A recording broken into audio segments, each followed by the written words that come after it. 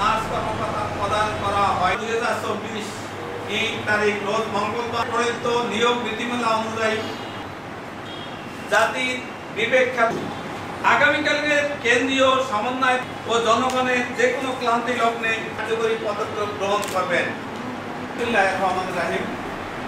Nursing committee এই দাবি আদায়ের লক্ষ্যে সকল মনোনীত সাংবাদিক বৃন্দ আপনারা দেশের পদক সৈনিক এবং জাতির বিবেকী কেন্দ্রীয় সংস্কার পরিষদ কর্তৃক ঘোষিত লক্ষ্যে সকল নার্স মিডওয়াইফ এবং মাননীয় প্রধান উপদেষ্টা গত 1 অক্টোবর 2024 তারিখে 2 জন নার্সিং কর্মকর্তাকে পদোন্নতি প্রাপ্ত এবং করতে চায় না। 20 থেকে 32 বছরের নার্সগণকে তাদের পরিচালক পদ যোগ্য প্রার্থী থাকা সত্ত্বেও উক্ত পদ থেকে 4র্থ গ্রেড পর্যন্ত নার্সেও উক্ত পদ সমূহের আমাদের মূল দাবিটা হলো নার্সিং ও মিডওয়াইফারি অধিদপ্তর থেকে সকল ধরনের প্রশাসন ক্যাডারদের সরিয়ে সেখানে যোগ্য অভিজ্ঞ নার্সদের পদায়ন করা। এ লক্ষ্যে আমরা গত 9 তারিখ থেকে বিভিন্ন কর্মসূচি ঘোষণা করে আসছি। তার ভিতরে গত 6 অক্টোবর মাননীয় স্বাস্থ্য উপদেষ্টার সাথে আমাদের কেন্দ্রীয় সংস্কার পরিষদের নেতৃবৃন্দের সাথে এক আলোচনা সভা হয়। আলোচনা সভায় উপদেষ্টা মহোদয়ের মৌখিক আশ্বাসের প্রেক্ষিতে আমাদের কর্মসূচি সাময়িকভাবে স্থগিত করা হয়। কিন্তু গতকালকে একটা প্রজ্ঞাপন জারি হয় যাতে 2 জন নার্সিং কর্মকর্তাকে তার নিজ দায়িত্ব সহ অতিরিক্ত দায়িত্বে পরিচালক পদে পদায়ন করা হয়। এখানে তাদের কোনো পূর্ণাঙ্গ পদ দেওয়া হয় নাই।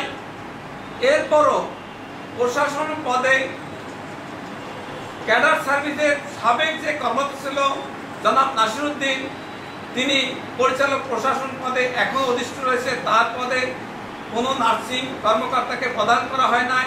এমনকি মহাপরিচালকের পদেও কোনো নার্সিং কর্মকর্তাদেরকে প্রদান করা হয় নাই।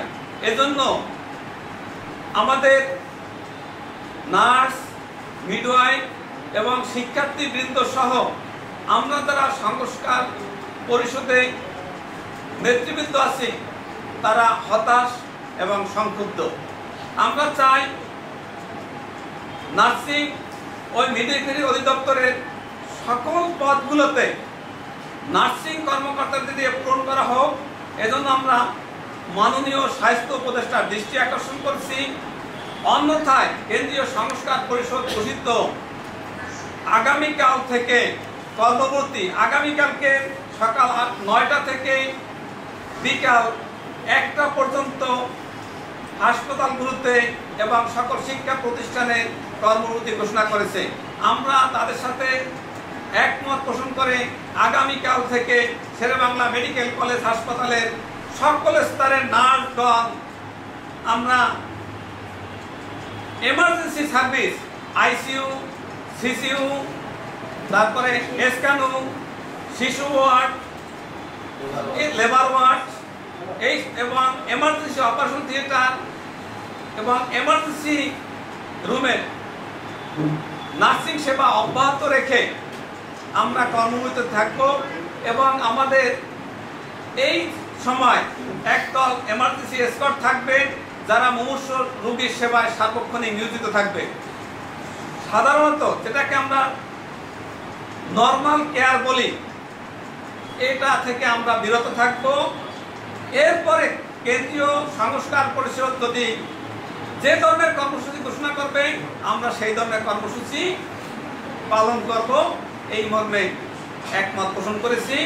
তারা যদি কমপ্লিট শাটডাউন দেয় আমরা কমপ্লিট শাটডাউনে চলে যাব।